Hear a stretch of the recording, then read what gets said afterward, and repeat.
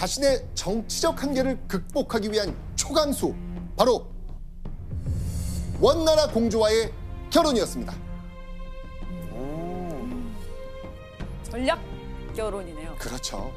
그렇게 두 번째 왕위를 뺏긴 지 불과 5개월 만인 1349년 10월 20살의 공민왕은 원나라 황궁에서 결혼식을 올립니다. 신부는 당시 원나라 황제였던 혜종과 육촌 관계였던 원나라 황실의 공주였습니다. 그녀의 이름은 보탑실리. 지금 우리에게 익숙한 그녀의 호칭은 노국대장공주. 노국대장공주. 교수님, 그럼 공민왕과 노국공주는 원래 알고 있던 사이였어요? 그래서 공민왕은 10년이라는 기간 동안 캐식 생활을 했기 때문에 노국공주의 집안과 교류를 했을 수 있고 그 과정에서 만났을 수도 있겠지만 기록에 남아있지는 않아요. 시기적으로 봤을 때 공민왕의 왕위 계승과 좀 더 직접적으로 관련이 되어 있다라고 생각이 됩니다. 자, 이렇게 고려의 왕이 되기 위해 그리고 고려로 돌아가기 위해 정략 결혼이라는 정치적 선택을 한 공민왕. 그는 노국공주와의 결혼으로 원나라 황실의 사위가 되면서 한순간에 든든한 뒷배를 얻게 됩니다.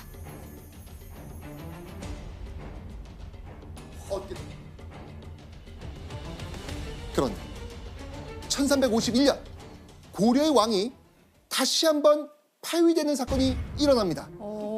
원나라가 또다시 제 멋대로 충정왕을 왕위에서 쫓아낸 거예요. 당시 14살밖에 안 됐던 충정왕이 원나라로부터 파위된 이유는 또 무엇이었을까요? 그러니까 14살이면 아직 되게 가만히 좀 얌전한 왕일 것 같은데. 여러 가지 이유가 있겠는데 사실 알 수가 없습니다. 왕위 교체를 명령하는 원나라 황제의 문서도 별다른 이유, 설명도 없거든요. 그만큼 충정왕의 폐위는 예상치 못하게 갑작스럽게 이루어진 겁니다. 그렇다면 공민왕은 이번에야말로 계획한 대로 고려의 왕이 될 수 있었을까요? 원나라가 선택한 고려의 다음 왕, 바로 이 사람입니다.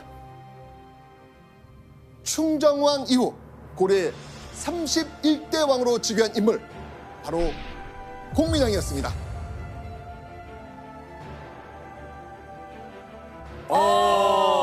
드디어. 그쵸. 됐다. 네. 드디어. 자, 그런데 이때 원나라가 공민왕을 선택한 결정적 이유는 뭐겠습니까? 노국공주. 네. 공민왕이 왕이 될 수 있었던 결정적 이유는 바로 2년 전 노국공주와의 결혼이었습니다. 자, 이 우여곡절 끝에 얻어낸 왕위. 공민왕은 캐식 생활한 지 무려 10년 만에 고려로 귀국할 수 있었습니다. 그렇게 귀국길에 오른 공민왕은요, 설렘과 기대로 가득했겠죠. 그런데요, 그 옆에는 한껏 긴장한 표정의 한 사람이 있었습니다. 노국공주. 그렇죠. 자, 이제 입장이 바꿔지는 거예요. 그렇죠. 네. 고향을 떠나서 낯선 이국 땅으로 가는 노국공주 심정은 어땠을까요? 완전 그냥 공민왕 하나만 보고 가는 거잖아요. 그런 거죠. 가기 싫을 것 같은데. 그러니까. 그러니까. 외롭고 낯설고. 그런데요, 노국공주는요, 또 한 가지 걱정을 갖고 있었습니다.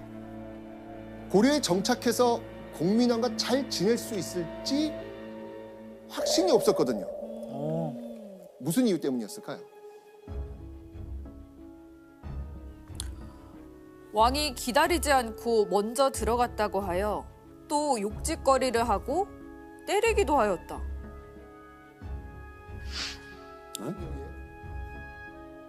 그러니까 무슨 말이지? 노국 공주가 왕을 때렸다고요? 아니요. 아니. 자, 말씀드릴게요. 네. 자, 이 기록은요. 원나라 공주와 최초로 결혼한 고려 25대 왕 충렬왕의 이야기입니다. 아, 그러니까 부인이 남편을 때린 거예요. 그렇죠. 아 잠깐만. 그러니까 자, 이 놀라운 이야기의 자초지종은 이렇습니다. 어느 날 성박 불교 사찰에 행차한 이 충렬왕과 원나라 공주가 있었는데요. 앞서 도착한 남편 충렬왕이 아내인 원나라 공주를 기다리지 않고 먼저 절로 들어갔던 거예요. 그랬더니 화가 잔뜩 난 이 원나라 공주가 충렬왕한테 막 욕을 하고 심지어 손찌검까지 한 겁니다. 야. 자, 그런데 이런 불화는 충렬왕 부부만의 문제가 아니었어요. 공민왕 이전에 결혼한 대부분의 고려 왕과 원나라 공주는요, 이렇게 사이가 별로 안 좋았어요.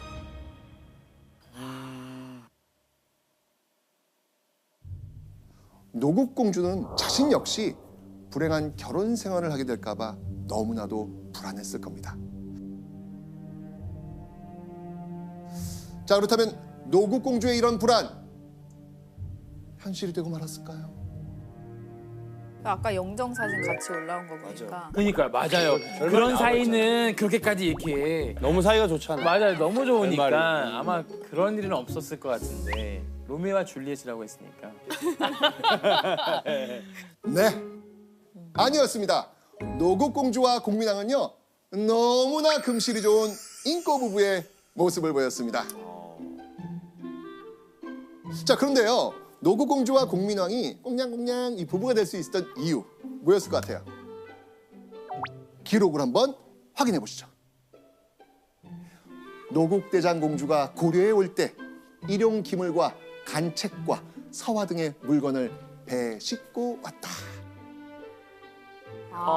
되게 조금 교양 있는 문화적. 문화적. 네. 네.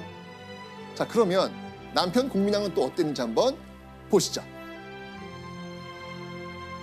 섬세한 그림이 참으로 천인의 필치였다. 오. 즉, 공민왕 역시 노국 공주 못지않게 풍부한 예술적 감성의 소유자였던 겁니다. 취미가 같네요. 아, 좋아요. 맞습니다. 이뿐만이 아니었습니다. 노국 공주의 마음을 사로잡았을 공민왕의 특별한 점이 또 있습니다. 공민왕은요, 노국 공주가 아닌 다른 여자한테는 눈길도 주지 않습니다. 와. 정말 아내 노국 공주밖에 모르는 지고지순한 남자였던 것이죠. 취향이 잘 맞고 나밖에 모르는 남편. 안심한 노국 공주는요, 남편 공민왕과의 고려 생활을 마음 편히 알콩달콩 즐기지 않았을까요? 와, 그 공민왕 멋있다. 나중에 이상형 물어보면 공민왕이라고 해야겠어요. 아, 너무 제 스타일입니다. 좋아요, 좋아요. 진짜다. 네, 결혼한 지 10년이 지났는데요.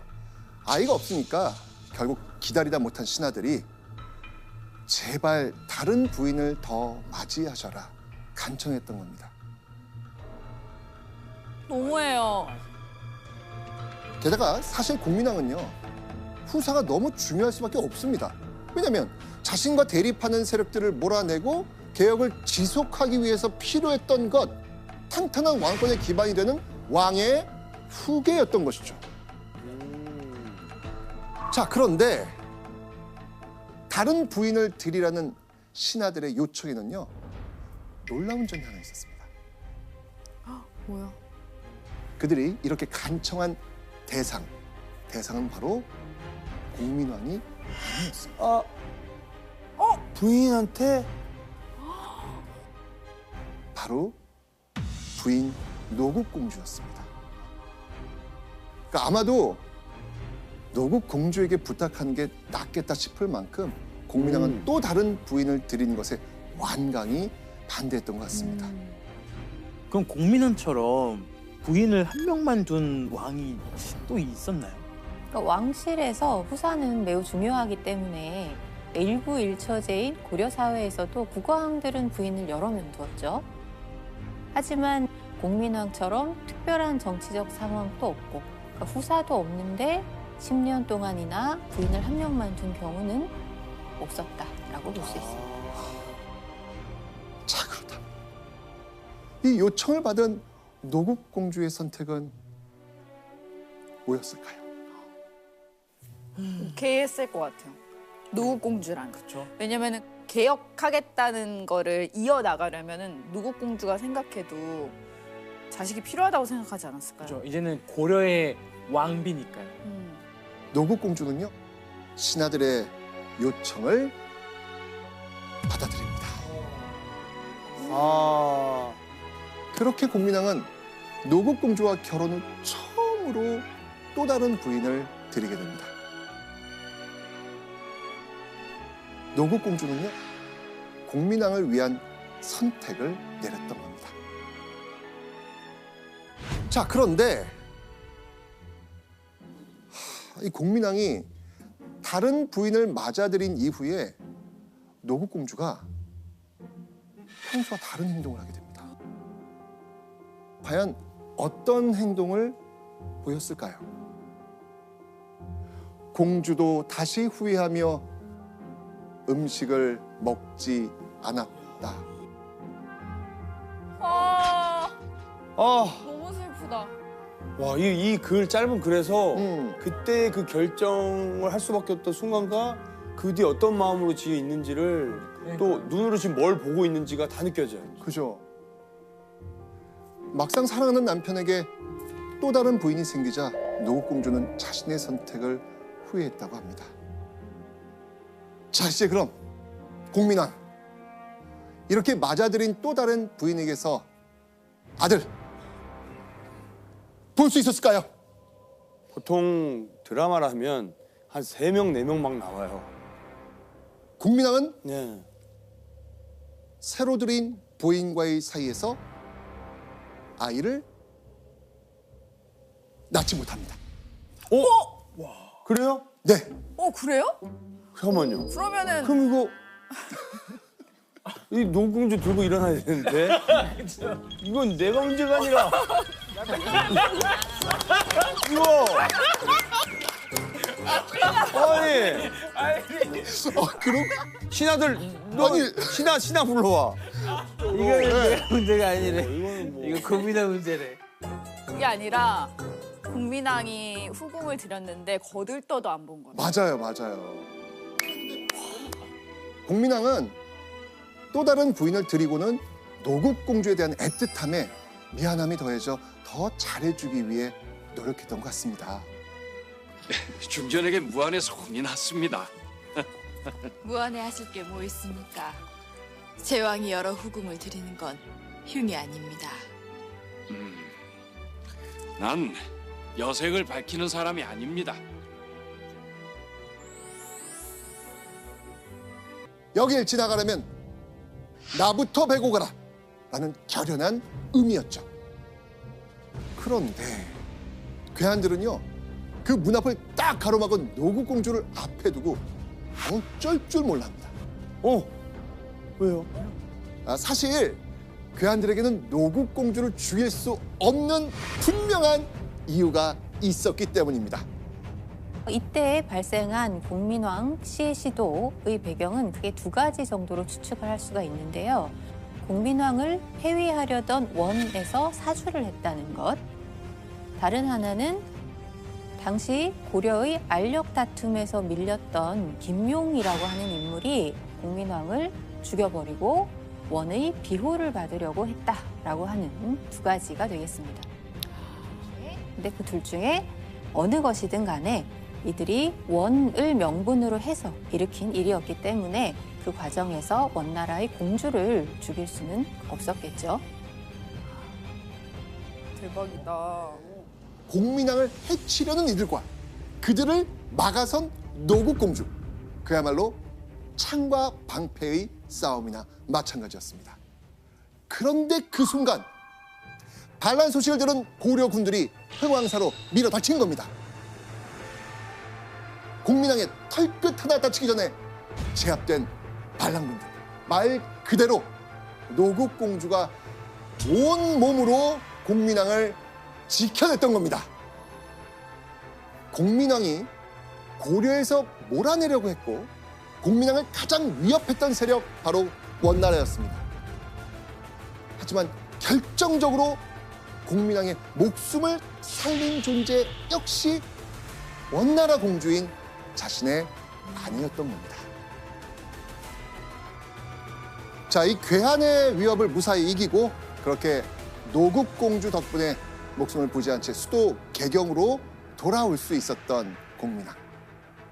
그런데요, 이 돌아온 개경에서 공민왕은 더 큰 위기에 처하게 됩니다.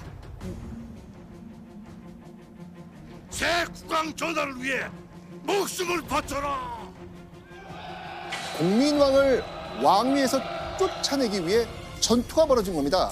자, 그럼 이때 공민왕을 향해 칼날을 뽑아든 군사들은 누구의 군대였을까요? 원나라. 원나라. 예. 맞습니다. 바로 원나라였습니다. 자, 그러니까 원나라는요, 공민왕을 확실하게 폐위시키기 위해서 책봉한 고려 왕에게 군대까지 함께 딸려보냈던 겁니다.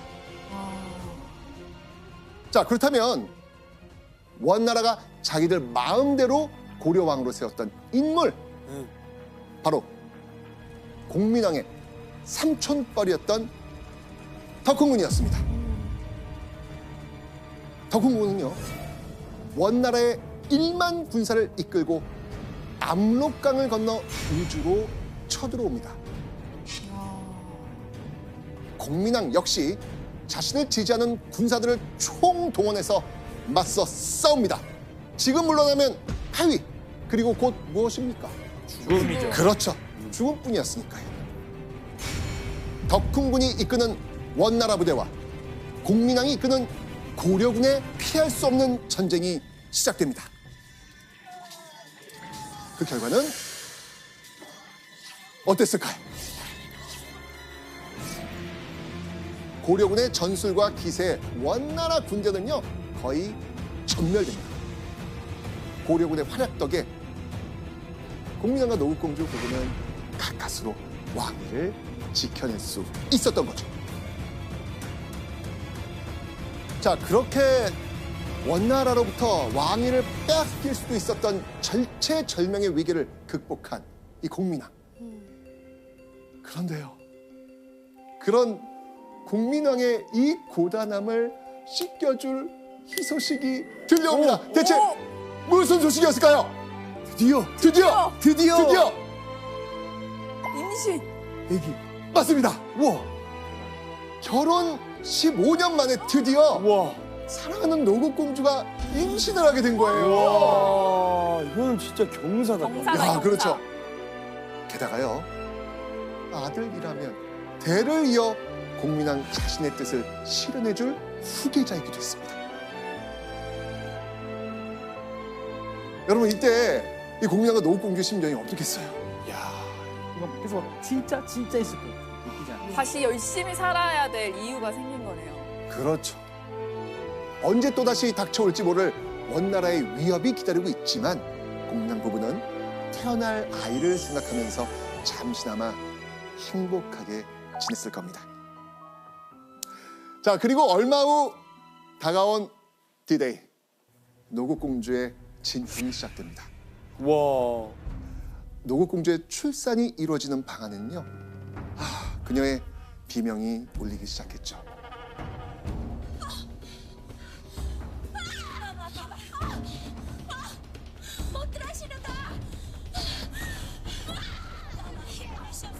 그런데 아무리 기다려도 노국공주의 비명이 멈추질 않는 거예요. 지독한 난산이었습니다. 그리고 노국공주가 산고에 몸부림치는 시간은 점점 길어집니다. 자, 이때 공민왕 어디에 있었을까요? 자, 한번 확인해 보시죠. 왕이 향을 사르고 단정히 앉아서 잠시도 그 곁을 떠나지 않았다. 공민왕은요, 진통을 겪는 노국공주 옆에서 향을 피우고 단정히 앉아 잠시도 그 곁을 떠나지 않았다고 합니다.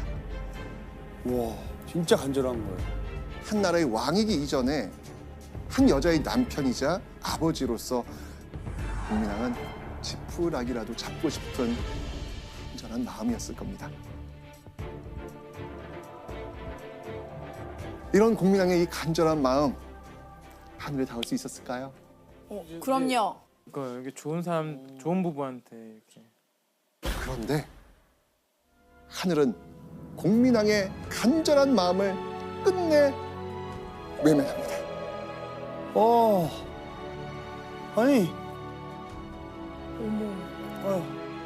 갑자기 난상이 이어지다가 노국공주와 아이 모두 세상을 떠나고만 겁니다.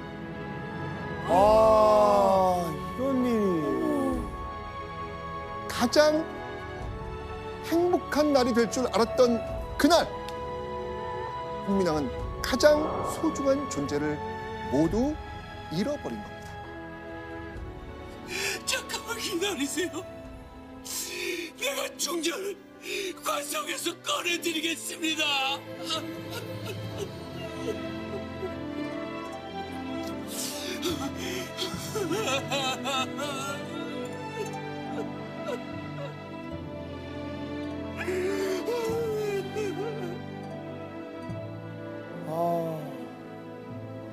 이거는 제가 뭐 말을 할 수가 없는. 진짜 하늘이 무너진다라는 네. 표현이 이거는 맞는 상상할 수 없는. 순간에. 이거는 말도 안 되는 일.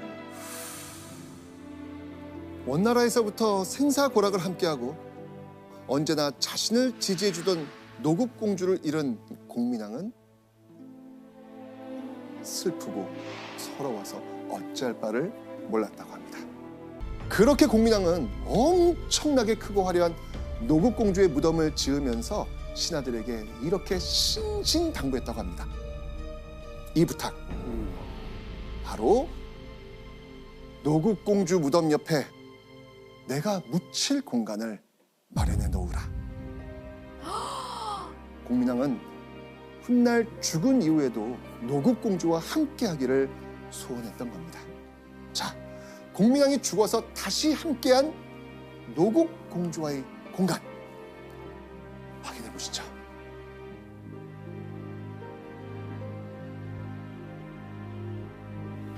실제로. 쌍는 네. 하나는 노국공주고 하나는 왕이구나.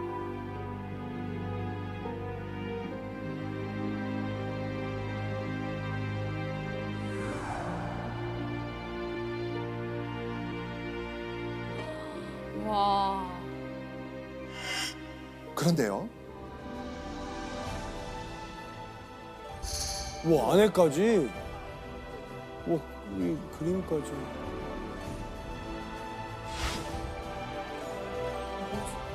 구멍이 뚫려 있어. 자, 이 구멍의 용도는 무엇일까요? 크지 않아요. 좀 구멍입니다. 작고요? 네네네네. 죽은 영혼들이 만나는 거예요. 맞습니다. 야, 영혼이. 구멍이니까 이제 영혼이 만나는. 네. 사실 공민왕의 현릉과 노국공주의 정릉은 고려시대 무덤 가운데서 유일한 쌍릉 형태를 가지고 있습니다. 따라서 그 두 개의 무덤을 연결하는 통로 역시도 유일하다라고 할 수가 있는데요. 아마도 공주를 너무나 사랑했던 공민왕이 사후에도 공주와의 사랑이 계속 이어지기를 염원했던 그런 흔적이라고 볼 수가 있겠죠. 무덤 얘기하면서 통로는 처음이에요. 그러니까요. 저는 그죠. 처음 네. 노국공주와 죽음조차 갈라놓지 못하는 불멸의 사랑을 꿈꾼 공민왕. 그런데요, 공민왕의 이 깊은 이 사랑은 고려 백성들의 삶뿐만 아니라 공민왕 자신까지 좀먹어 갑니다. 도대체 무슨 일이 있었을까?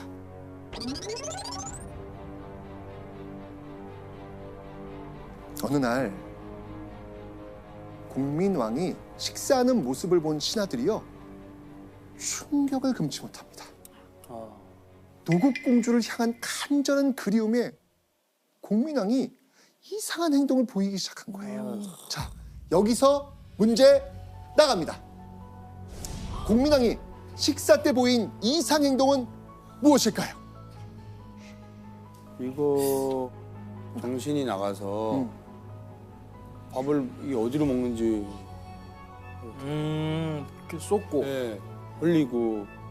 그럴 수도 있겠죠. 제가 원하는 정답은 아닙니다. 오답. 정답. 이제는 너무 이제 정신이 조금 온전치 않게 되다 보니 이제는 이렇게 보이는 거죠. 혼잣말하고. 혼잣말하거나 그런 게 아닐까요? 정답. 네, 사실 공민왕에게는 밤낮으로 마주하는 노국공주의 초상화가 있었습니다. 그림 잘 그린다 했잖아요. 그런데 공민왕이 밥을 먹을 때면 초상화와 눈을 마주치고 대화도 나누면서 살아 있을 때처럼 식사를 권하는 거예요. 마치 노국공주가 살아 있었던 그때처럼 말이죠. 근데 나는 이게 이해가 가요. 왜냐면 이게 갑작스럽게 그 아이를 낳다가 죽었다는 거는 그 아이에 대한 그 마음까지 더해지니까 내 잘못 같고 제정신으로 살 수가 있을까 싶은 거죠. 그렇죠. 이런 공민왕의 슬픔은 얼마나 지나야 옅어질 수 있었을까요? 노국공주가 죽은 이후 8년의 시간이 지나갑니다. 공민왕은 새로 들인 아내들조차 가까이 하지 않았습니다. 결국 아니나 다를까. 그 모습을 보다 못한 어머니 명덕태후가 아들 공민왕에게 물어봅니다. 어찌하여 비빈들을 가까이 하지 않습니까?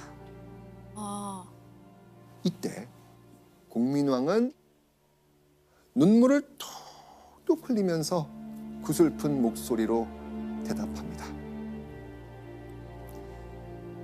공주만한 여자가 없습니다.